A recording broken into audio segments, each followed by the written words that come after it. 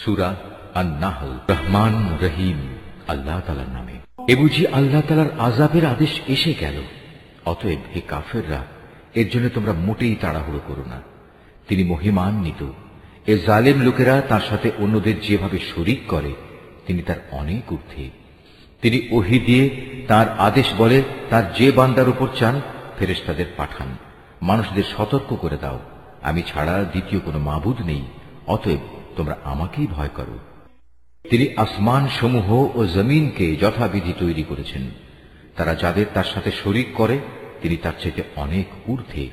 তিনি ক্ষুদ্র একটি শুক্র কণা থেকে যে মানুষ তৈরি করেছেন, আশ্চর্যের ব্যাপার, সে এখানে এসে স্বয়ং তার স্রষ্টার সাথেই প্রকাশ্য বিতর্ককারী বনে গেল।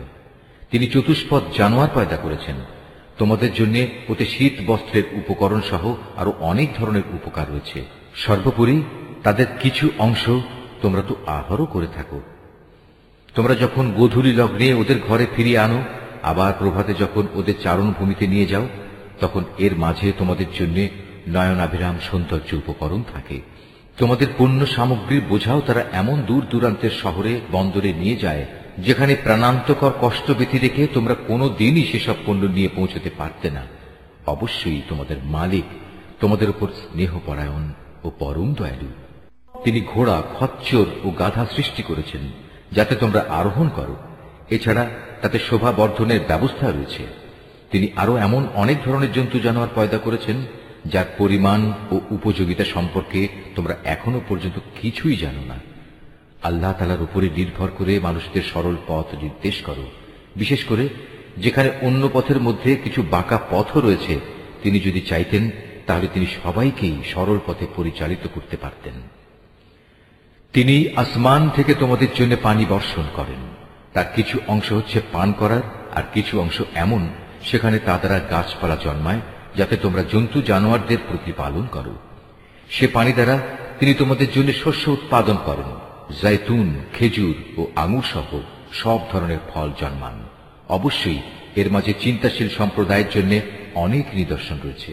তিনি তোমাদের সুবিধার জন্য রাত, দিন ও চাঁদ সূরজকে নিয়ন্ত্রিত করে দিয়েছেন। নক্ষত্র রাজিও তার আদেশে নিয়ন্ত্রণাধীন রয়েছে। অবশ্যই এর মাঝে তাদের জন্য প্রচুর নিদর্শন রয়েছে যারা বোধ শক্তি সম্পন্ন। রং বেরঙের আরো অনেক বস্তুও তিনি তোমাদের নিয়ন্ত্রণাধীন করেছেন, যা পৃথিবীর বুকে তিনি তোমাদের জন্য সৃষ্টি করে রেখেছেন। অবশ্যই এসব কিছুর মাঝে সেসব জাতির জন্য নিদর্শন রয়েছে যারা এসব থেকে নসিহত গ্রহণ করে। তিনি সমুদ্রকে তোমাদের অধীনস্থ করে দিয়েছেন যেন তার মধ্যে থেকে তোমরা তাজা মাছ, গোশত খেতে পারো, এবং তা থেকে তোমরা মণিমুক্তার গহনাও আহরণ করো, যা তোমরা পরিধান করো। তোমরা দেখতে পাচ্ছ কিভাবে ওর বুক চিরে জলযানগুলো এগিয়ে চলে, যেন তোমরা এর মাধ্যমে আল্লাহ তাআলার অনুগ্রহ, রিজিক সন্ধান করতে পারো। সর্বোপরি তোমরা যেন তার নিয়ামতের কৃতজ্ঞতা আদায় করো। তিনি জমিনের মধ্যে পাহাড় সমূহ রেখে দিয়েছেন যাতে করে জমিন তোমাদের নিয়ে এদিক সেদিক ঢলে না পড়ে। তিনি নদী ও পথঘাট বানিয়ে দিয়েছেন যাতে করে তোমরা সব জায়গা দিয়ে নিজেদের গন্তব্যস্থলে পৌঁছতে পারো। তিনি তোমাদের জন্য দিক নির্ণয়কারী চিহ্নসমূহ সৃষ্টি করেছেন। তাছাড়া নক্ষত্রের অবস্থান দ্বারাও মানুষ পথের দিশা পায়। অতঃপর তোমরাই বলো, যিনি এত কিছু সৃষ্টি করেছেন তিনি কি করে তার মতো হবেন যে কিছু সৃষ্টি করতে পারে না? তোমরা কি এ থেকে কোনো উপদেশ গ্রহণ করবে না? তোমরা যদি তোমাদের উপর আল্লাহ তাআলার নিয়ামতগুলো গণনা করতে চাও, তাহলে কখনো তা গণনা করে শেষ করতে পারবে না। নিশ্চয়ই আল্লাহ তাআলা ক্ষমাশীল ও পরম দয়ালু। তোমরা যা কিছু গোপন রাখো আর যা কিছু প্রকাশ করো, আল্লাহ তাআলা তা সবই জানেন। আল্লাহ তাআলাকে বাদ দিয়ে এরা কার্যসিদ্ধির জন্য যাদের ডাকে, তারা তো নিজেরা কিছুই পয়দা করতে পারে না, বরং তাদেরই সৃষ্টি করা হয়। সেগুলো তো হচ্ছে কতিপয় মৃত বস্তু, জীবিত কিছু নয়। অথচ তাদের এটুকুও বোধ নেই যে তাদের কখন আবার উঠিয়ে নেওয়া হবে। হে মানুষ, তোমাদের মাবুদ তো একজন, তিনি ছাড়া দ্বিতীয় কোনো মাবুদ নেই। অতঃপর যারা পরকালের উপর ঈমান আনে না, তাদের অন্তরসমূহ এমনি সত্য অস্বীকারী হয়ে পড়ে, এবং এরা নিজেরাও হয় দারুণ অহংকারী। নিঃসন্দেহে আল্লাহ তাআলা জানেন এরা যা কিছু গোপন করে এবং যা কিছু প্রকাশ করে। তিনি কখনো অহংকারীদের পছন্দ করেন না। যখন এদের এ মর্মে জিজ্ঞেস করা হয়, তোমাদের মালিক কি ধরনের জিনিস নাজিল করলেন? তখন তারা বলে, তা তো আগের কালের উপকথা ছাড়া আর কিছুই নয়। ফলে শেষ বিচারের দিন এরা নিজেদের পাপের ভার পূর্ণ মাত্রায় বহন করবে। এরা সেদিন তাদের পাপের বোঝা বহন করবে, যাদের এরা জ্ঞান ভিত্তিক প্রমাণ ছাড়া গোমরা করে দিয়েছিল।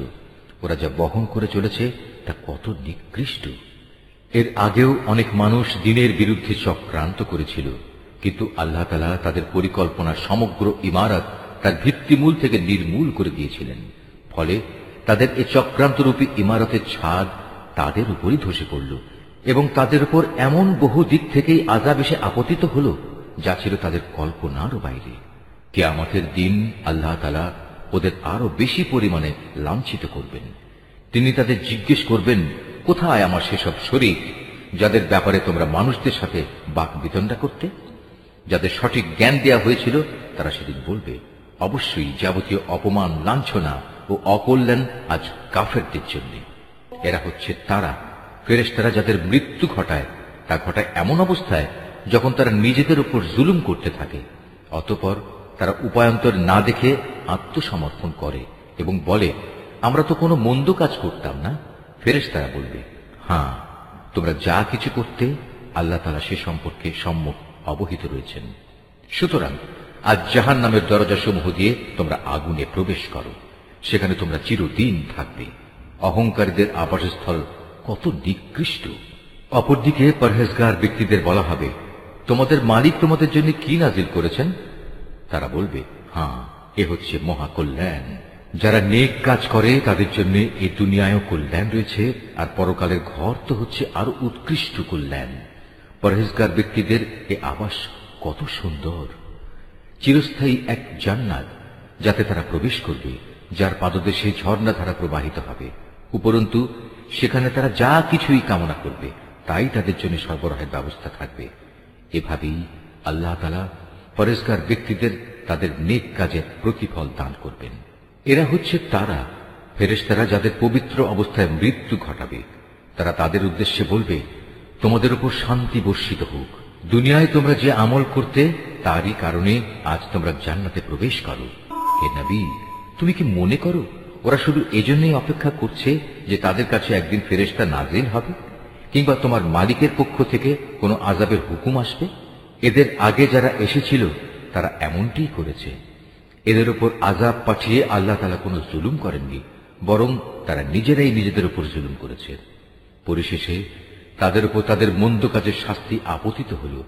একসময় সে আযাব তাদের পরিবেষ্টন করে নিল, যা নিয়ে তারা হামেশা ঠাট্টা বিদ্রুপ করে বেড়াত। মুশরিকরা বলে, যদি আল্লাহ তাআলা চাইতেন তাহলে আমরা তো তাঁকে বাদ দিয়ে অন্য কিছুর ইবাদত করতাম না, না আমাদের বাপদাদারা অন্য কারো ইবাদত করত। আমরা তাঁর অনুমতি ছাড়া কোনো জিনিস হারামও করতাম না। একই ধরনের কাজ তাদের পূর্ববর্তী লোকেরাও করেছে। আসলে রসুলদের উপর সুস্পষ্ট বাণী পৌঁছে দেওয়া ছাড়া আর কোনো অতিরিক্ত দায়িত্ব কি আছে? আমি অবশ্যই প্রত্যেক জাতির কাছে রসুল পাঠিয়েছি, যাতে করে তাদের কাছে সে বলতে পারে, তোমরা এক আল্লাহ তাআলার ইবাদত করো এবং নাফরমান শক্তিসমূহকে বর্জন করো। সে জাতির মধ্যে অতঃপর আল্লাহ তাআলা কিছু লোককে হেদায়েত দান করেন, আর কতক লোকের উপর গুমরাহি চেপে বসে গেছে। অতএব তোমরা আল্লাহর জমিনে পরিভ্রমণ করো এবং দেখো যারা রসুলদের মিথ্যা প্রতিপন্ন করেছে তাদের কি ভয়াবহ পরিণাম হয়েছিল। হে নবী, তুমি এদের হেদায়েতের ব্যাপারে যতই আগ্রহী হও না কেন, এরা কখনো হেদায়েত পাবে না। কেননা আল্লাহ তাআলা যাকে গোমরাহ করে দিয়েছেন তাকে তিনি সৎ পথে পরিচালিত করবেন না। আর এমন লোকদের আযাব থেকে বাঁচানোর জন্য কোনো সাহায্যকারীও নেই। এরা আল্লাহ তাআলার নামে শক্ত ধরনের শপথ করে বলে, যে ব্যক্তির মৃত্যু হয়ে যায় তাকে আল্লাহ তাআলা কখনো দ্বিতীয়বার উঠিয়ে আনবেন না। হে নবী, তুমি বলো, হ্যাঁ, অবশ্যই এটা তাঁর সত্য ওয়াদা, কিন্তু অধিকাংশ মানুষই তো জানে না। এটা তিনি এজন্য করবেন যে বিষয়ে এরা মতবিরোধ করত। কিয়ামতের দিন তাদের জন্য তিনি তা স্পষ্ট করে দেখিয়ে দেবেন, এবং যারা আজ অস্বীকার করে তারাও একথাটা জেনে নেবে তারা সত্যি সত্যি ছিল মিথ্যাবাদী। আমি যখনই কোনো কিছু ঘটাতে চাই তখন সে বিষয়ে আমার বলা কেবল এটুকুই হয় যে হও, অতঃপর তা সংঘটিত হয়ে যায়। স্মরণ করো, যারা আল্লাহর পথে হিজরত করেছে, বিশেষ করে ঈমান আনার কারণে তাদের উপর জুলুম হওয়ার পর আমি অবশ্য তাদের এই পৃথিবীতেই উত্তম আশ্রয় দেব। আর আখেরাতের পুরস্কার তা তো এর থেকে অনেক বেশি শ্রেষ্ঠ। কত ভালো হতো যদি তারা কথাটা জানত। যারা বিপদে ধৈর্য ধারণ করে এবং যারা আল্লাহর উপর নির্ভরশীল থাকে তাদের জন্য আখেরাতের অনেক পুরস্কার রয়েছে। হে নবী, আমি তোমার আগেও এ মানুষদের মধ্যে থেকেই কিছু ব্যক্তিকে রসুল বানিয়ে প্রেরণ করেছি, যাদের উপর আমি ওহী পাঠিয়েছি। অতএব যদি তোমরা না জানো তাহলে কেতাবধারীদের জিজ্ঞেস করো। এসব নবীকে আমি সুস্পষ্ট দলিল প্রমাণ ও কেতাব সহকারে পাঠিয়েছি। একইভাবে আজ তোমার কাছেও কেতাব নাজিল করেছি, যাতে করে যে শিক্ষা মানুষদের জন্য তাদের কাছে পাঠানো হয়েছে তুমি তা তাদের সুস্পষ্টভাবে বোঝাতে পারো, যেন তারা নিজেরাও একটু চিন্তা ভাবনা করে। যারা আল্লাহ তাআলা ও তার রসুলের বিরুদ্ধে হীন চক্রান্ত করে তারা কি এ বিষয়ে নিশ্চিত ও নিরাপদ হয়ে গেছে সে আল্লাহ তাআলা এজন্যে তাদের ভূগর্ভে ধসিয়ে দেবেন না, কিংবা এমন কোন দিক থেকে তাদের উপর আযাব এসে আপতিত হবে না যা তারা কখনো চিন্তাও করতে পারেনি, কিংবা তাদের তিনি এমন সময় পাকড়াও করবেন না যখন তারা চলাফেরা করতে থাকবে। এরা কখনোই তাকে তার কোনো কাজে অক্ষম করে দিতে পারবে না, অথবা এমন হবে না যে প্রথমে তিনি তাদের কিছু দূর চলতে দেবেন অতঃপর পাকড়াও করবেন। অবশ্যই তোমার মালিক একান্ত স্নেহশীল ও পরম দয়ালু। এই আয়াতটি যিনি তেলাওয়াত করবেন এবং যিনি এই আয়াতটির তেলাওয়াত শুনবেন তাদের সবাইকে এখানে একটি সাজদা আদায় করতে হবে। এটা ওয়াজিব। এরা কি আল্লাহ তাআলা যা কিছু সৃষ্টি করেছেন তার প্রতি লক্ষ্য করে না যে তার ছায়া আল্লাহর সামনে সাজদাবনত অবস্থায় কখনো ডান দিক থেকে কখনো বাঁ দিক থেকে তাঁরই উদ্দেশ্যে ঢলে পড়ে? এরা সবাই তাঁর সামনে অক্ষমতা প্রকাশ করে যাচ্ছে। যা কিছু আছে আসমান সমূহে এবং এ জমিনে বিচরণশীল যা কিছু আছে যত ফেরেশতাকুল, তারা সবাই আল্লাহকে সাজদা করে যাচ্ছে। এদের কেউই নিজেদের বড়াই জাহির করে না, উপরন্তু তারা ভয় করে তাদের মালিককে, যিনি তাদের উপর পরাক্রমশালী। তাঁর পক্ষ থেকে তাদের যা আদেশ করা হয় তা তারা বিনীতভাবে পালন করে। হে মানুষ, আল্লাহ তাআলা আদেশ করেছেন তোমরা আনুগত্যের জন্য দুজন মাবুদ গ্রহণ করো না। মাবুদ তো শুধু একজন, সুতরাং তোমরা আমাকেই ভয় করো। আকাশ মণ্ডলী ও জমিনের যেখানে যা কিছু আছে তা সবই তাঁর জন্য। জীবন বিধান তাঁর অনুগত করে দেয়াই কর্তব্য। এরপরেও কি তোমরা আল্লাহ তাআলা ছাড়া অন্য কাউকে ভয় করবে? নিয়ামতের যা কিছু তোমাদের কাছে আছে তা তো আল্লাহ তাআলার কাছ থেকেই এসেছে, এবং তোমাদের যদি কোনো দুঃখ দৈন্য স্পর্শ করে তখন তা দূর করার জন্য তাকেই তোমরা বিনীতভাবে ডাকতে শুরু করো। অতঃপর আল্লাহ তাআলা যখন তা দূরীভূত করে দেন তখন তোমাদেরই একদল লোক তাদের মালিকের সাথে অন্যদের শরীক বানিয়ে নেয়, যাতে করে আমি তাদের যা নিয়ামত দান করেছি তারা তা অস্বীকার করতে পারে। সুতরাং কিছুদিনের জন্য এই জীবনটা তোমরা ভোগ করে নাও, অচিরেই তোমরা এই অকৃতজ্ঞতার পরিণাম জানতে পারবে। আমি ওদের যা কিছু রিজিক দান করেছি তার একাংশকে ওরা এমন সবার জন্য নির্ধারণ করে নেয় যারা মূলত জানেও না রিজিকের উৎসমূল কোথায়। আল্লাহ তাআলার শপথ, তোমরা তার সম্পর্কে যে মিথ্যা অপবাদ দিতে সে সম্পর্কে অবশ্যই তোমাদের প্রশ্ন করা হবে। এ মুশরিক ব্যক্তিরা কন্যা সন্তানদের আল্লাহর জন্য নির্ধারণ করে, অথচ আল্লাহ তাআলা এ সব কিছু থেকে অনেক পবিত্র, মহিমান্বিত।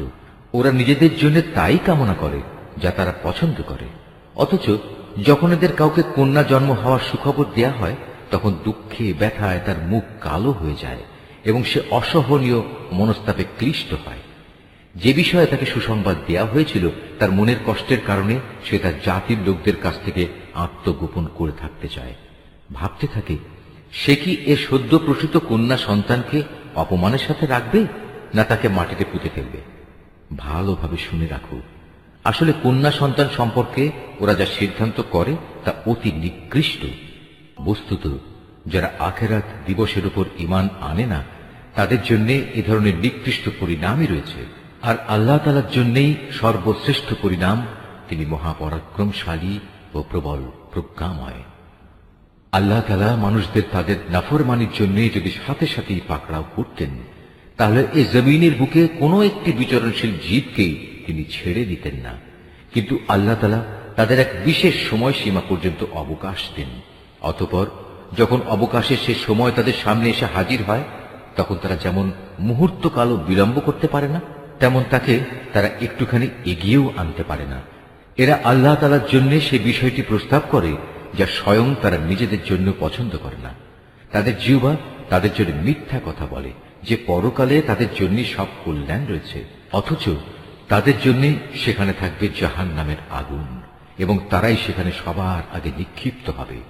হে নবী, আল্লাহর শপথ, তোমার আগেও আমি জাতিসমূহের কাছে নবী পাঠিয়েছিলাম, অতঃপর শয়তান তাদের খারাপ কাজসমূহ তাদের জন্য শোভনীয় করে দিয়েছিল। সে শয়তান আজও তাদের বন্ধু হিসেবে হাজির আছে। তাদের সবার জন্যই রয়েছে কঠোর আযাব। হে নবী, আমি তোমার উপর এই কিতাব এজন্যই নাযিল করেছি যেন তুমি তাদের সামনে সেই বিষয়সমূহ সুস্পষ্ট করে পেশ করতে পারো যা নিয়ে তারা মতবিরোধ করত। বস্তুত এই কিতাব হচ্ছে ঈমানদার লোকদের জন্য হিদায়াত ও আল্লাহ তাআলার অনুগ্রহ স্বরূপ। আল্লাহ তাআলা আসমান থেকে পানি বর্ষণ করেন, অতঃপর একবার মুর্দা হয়ে যাওয়ার পর সে পানি দিয়ে তিনি জমিনকে জীবিত করে তোলেন। অবশ্যই এতে আল্লাহর কুদরতের বহু নিদর্শন রয়েছে সে জাতির জন্য যারা আল্লাহর কথা কান দিয়ে শোনে। অবশ্যই তোমাদের জন্য গৃহপালিত জন্তু জানোয়ারের মাঝে প্রচুর শিক্ষার বিষয় রয়েছে। তাদের উদরস্থিত দুর্গন্ধময় গোবর ও নাপাক রক্তের মধ্যে থেকে নিঃসৃত পানীয় খাঁটি দুধ আমি তোমাদের পান করাই। পানকারীদের জন্য এটি বিশুদ্ধ ও সুস্বাদু। খেজুর এবং আঙ্গুর ফলের মধ্যেও শিক্ষণীয় বিষয় রয়েছে। তা থেকে তোমরা নেশাকর হারাম জিনিস যেমন বের করে আনছো, তেমনি তা থেকে হালাল এবং উত্তম রিজিকও তোমরা লাভ করছো। নিঃসন্দেহে এতে আল্লাহর কুদরতের অনেক নিদর্শন আছে তাদের জন্য যারা জ্ঞান সম্পন্ন সম্প্রদায়ের লোক। তোমার মালিক মৌমাছিকে এ নির্দেশ দিয়েছেন, পাহাড়ের গায়ে গাছের ডালে এবং অন্য কিছুর উপর যা তোমরা বানাও তার উপর নিজেদের থাকার জায়গা নির্মাণ করো, অতঃপর প্রত্যেক ফল থেকে রস আহরণ করে তা খেতে থাকো। অতঃপর তোমার মালিকের নির্ধারিত পথ ধরে পূর্ণ আনুগত্যের সাথে সেদিকে এগিয়ে চলো। এভাবে তার পেট থেকে রং বেরঙের পানীয় দ্রব্য বের হয় যার মধ্যে মানুষদের নিরাময়ের ব্যবস্থা রয়েছে। অবশ্য এতেও নিদর্শন রয়েছে সে সম্প্রদায়ের জন্য যারা আল্লাহর এই সৃষ্টি বৈচিত্র্য নিয়ে চিন্তা করে। আল্লাহ তাআলাই তোমাদের সৃষ্টি করেছেন, অতঃপর তিনিই তোমাদের মৃত্যু দেবেন। তোমাদের কোনো ব্যক্তি এমনও হবে যে সে বৃদ্ধ বয়সের দুর্বলতম স্তর পর্যন্ত পৌঁছে যাবে। এতে করে কৈশোরে এবং যৌবনে কোনো বিষয় জানার পর সে পুনরায় অজ্ঞ হয়ে যাবে। আল্লাহ তাআলা অবশ্যই সর্বজ্ঞ, তিনি সর্বশক্তিমান। আল্লাহ তাআলা তোমাদের কাউকে কারো উপর রিজিকের ব্যাপারে প্রাধান্য দিয়ে রেখেছেন, অতঃপর যাদের এ ব্যাপারে শ্রেষ্ঠত্ব দেয়া হয়েছে তারা আবার তাদের অধীনস্থ দাস দাসীদের নিজেদের সামগ্রী থেকে কিছুই দিতে চায় না। তাদের আশঙ্কা হচ্ছে এমনটি করলে এই ব্যাপারে তারা উভয়ে সমান পর্যায়ের হয়ে যাবে। তবে কি এরা আল্লাহর এই নিয়ামত অস্বীকার করে?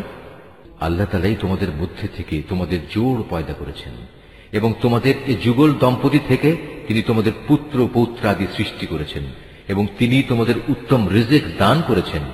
তারপরেও কি এরা বাতিলের উপর বিশ্বাস স্থাপন করবে আর আল্লাহর নিয়ামতকে অবিশ্বাস করবে?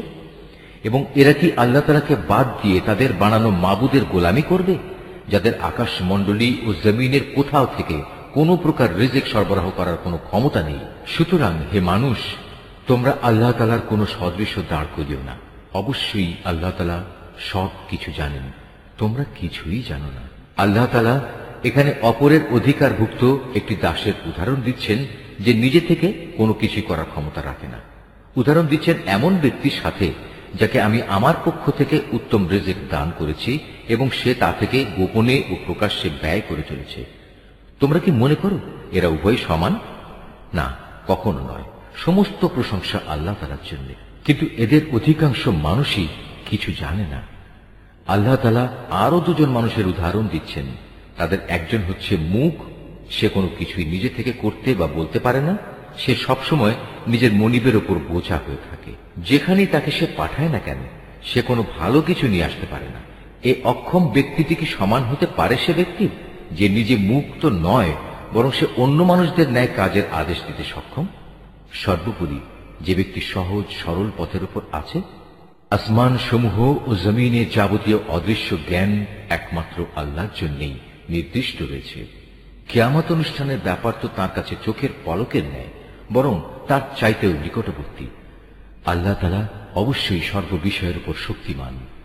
আল্লাহ তাআলা তোমাদের মায়ের পেট থেকে এমন এক অবস্থায় বের করে এনেছেন যে তোমরা তার কিছুই জানতে না। অতঃপর তিনি তোমাদের কান, চোখ ও দিল দিয়েছেন যাতে করে তোমরা শুকর আদায় করতে পারো। এরা কি পাখিটির দিকে তাকিয়ে দেখে না যে আকাশের শূন্য গর্ভে সহজে বিচরণ করছে? আল্লাহ তাআলা ছাড়া এমন কে আছে যিনি এদের শূন্যের মাঝে স্থির করে ধরে রাখেন? অবশ্যই এর নিপুণ ব্যবস্থাপনার মাঝে ইমানদার সম্প্রদায়ের জন্য অনেক নিদর্শন রয়েছে। আল্লাহ তাআলাই তোমাদের জন্য তোমাদের ঘরগুলোকে শান্তির নীড় বানিয়েছেন। তিনি তোমাদের জন্য পশুর চামড়া দিয়ে তাঁবুর হালকা ঘর বানাবার ব্যবস্থা করেছেন যাতে তোমরা ভ্রমণের দিনে তা সহজভাবে বহন করে নিতে পারো। আবার কোথাও অবস্থান নেওয়ার সময়ও তা ব্যবহার করতে পারো।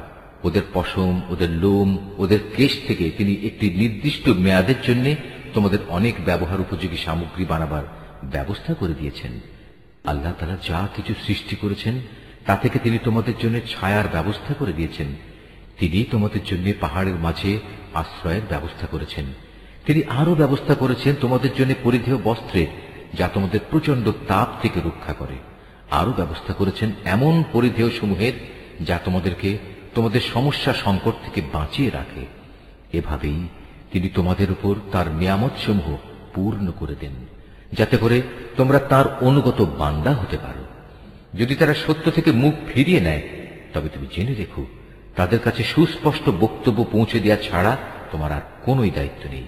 এসব লোকেরা আল্লাহ তাআলার নিয়ামত ভালো করেই চেনে, কিন্তু এ সত্ত্বেও তারা তা অস্বীকার করে। আসলে ওদের অধিকাংশ মানুষই হচ্ছে অকৃতজ্ঞ। স্মরণ করো যেদিন আমি প্রতিটি সম্প্রদায়ের মধ্যে থেকে এক একজন সাক্ষী দাঁড় করিয়ে দেব। অতঃপর কাফেরদের কোন রকম কৈফিয়ত দেওয়ার অনুমতি দেওয়া হবে না, না তাদের সেদিন আল্লাহর সন্তুষ্টির জন্য কোনো সুযোগ দেওয়া হবে। সেদিন যখন জালেমরা আযাব দেখতে পাবে তখন ভীষণ চিৎকার করে তা থেকে বাঁচার চেষ্টা করবে, কিন্তু কোন চিৎকারেই তাদের উপর থেকে শাস্তি লঘু করা হবে না, না এ ব্যাপারে তাদের কোন রকম অবকাশ দেওয়া হবে। মুশরিক ব্যক্তিরা যাদের আল্লাহর সাথে শরীক করেছিল সেদিন যখন তারা সেসব লোকদের দেখবে তখন বলবে, হে আমাদের মালিক, এরাই তো সেসব লোক যাদের আমরা তোমার বদলে ডাকতাম। অতঃপর সে শরীক কিংবা মুশরিক ব্যক্তিরা উল্টো তাদের উপরেই অভিযোগ নিক্ষেপ করে বলবে, না আসলে তোমরাই হচ্ছে মিথ্যাবাদী।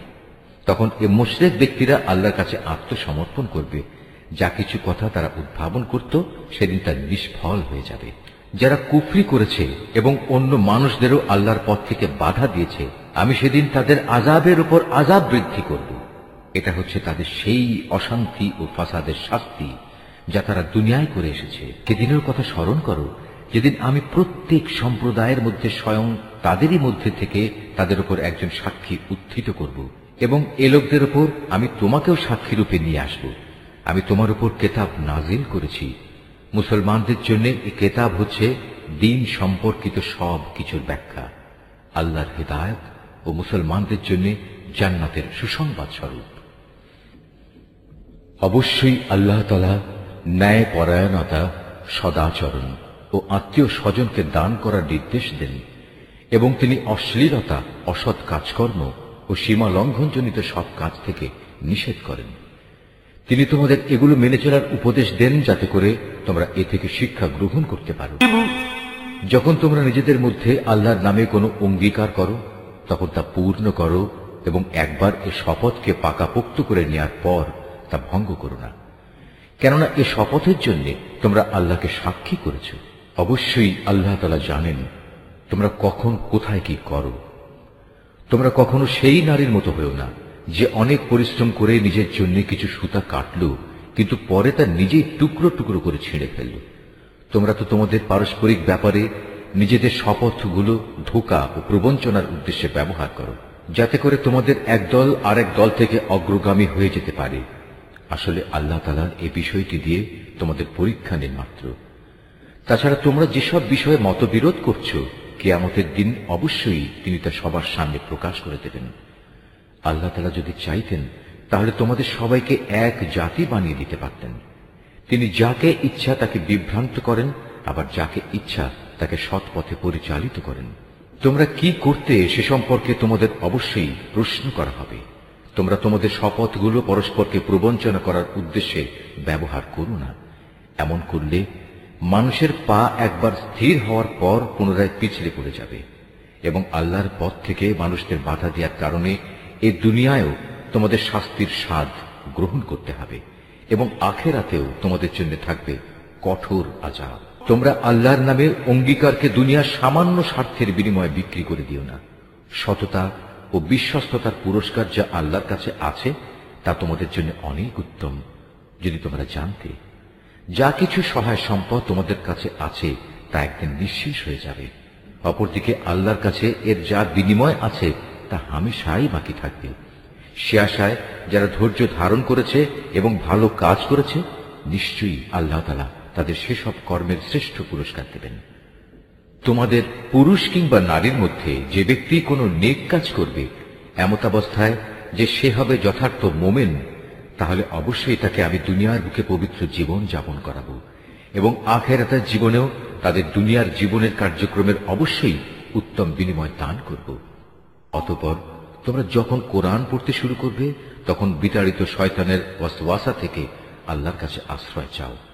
যারা আল্লাহর উপর ঈমান আনে এবং যাবতীয় কার্যকলাপে তাদের মালিকের উপর ভরসা করে, তাদের উপর শয়তানের কোনোই আধিপত্য নেই। তার সব আধিপত্য তো তাদের উপরই চলে যারা তাকে বন্ধু ও অভিভাবক হিসেবে গ্রহণ করেছে, উপরন্তু যারা তার সাথে শরীক করেছে।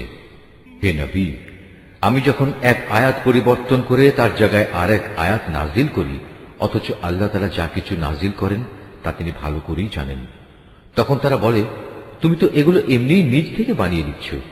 আসলে তাদের অধিকাংশ মানুষই আল্লাহর সূক্ষ্ম রহস্য জানে না।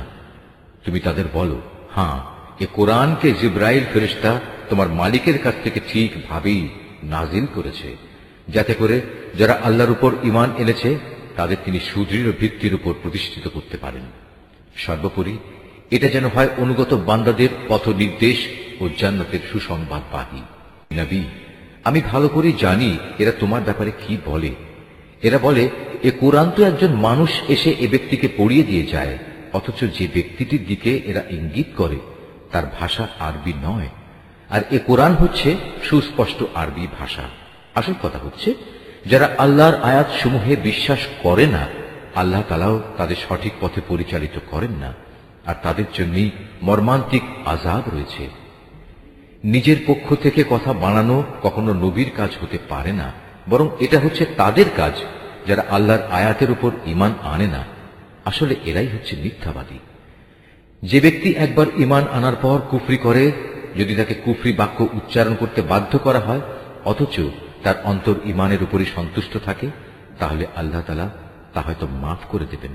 কিন্তু যে তার অন্তরকে কুফরির জন্য সদা উন্মুক্ত করে রাখে, তাদের উপর আল্লাহর গজব, তাদের জন্যই রয়েছে মর্মন্তুদ শাস্তি। এটা এজন্যে যে তারা দুনিয়ার জীবনকে পরকালীন জীবনের উপর প্রাধান্য দিয়েছে। আল্লাহ তাআলা কখনো কাফের সম্প্রদায়কে হেদায়েত দান করেন না। এরাই হচ্ছে সেসব লোক যাদের অন্তরে, যাদের কানে ও যাদের চোখের উপর আল্লাহ তাআলা সিল এঁটে দিয়েছেন। আসলে এরা সবাই ভয়াবহ আযাব সম্পর্কে গাফেল।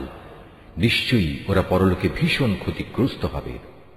এর বিপরীত যারা ঈমানের পথে নির্যাতিত হওয়ার পর হিজরত করে, অতঃপর আল্লাহর পথে জিহাদ করে এবং বিপদে ধৈর্য ধারণ করে, হে নবী, অবশ্যই তোমার মালিক এ পরীক্ষার পর তাদের প্রতি ক্ষমাশীল ও পরম দয়ালু হবেন। স্মরণ করো যেদিন প্রত্যেক ব্যক্তি আত্মপক্ষ সমর্থনে যুক্তি প্রদর্শন করতে এগিয়ে আসবে।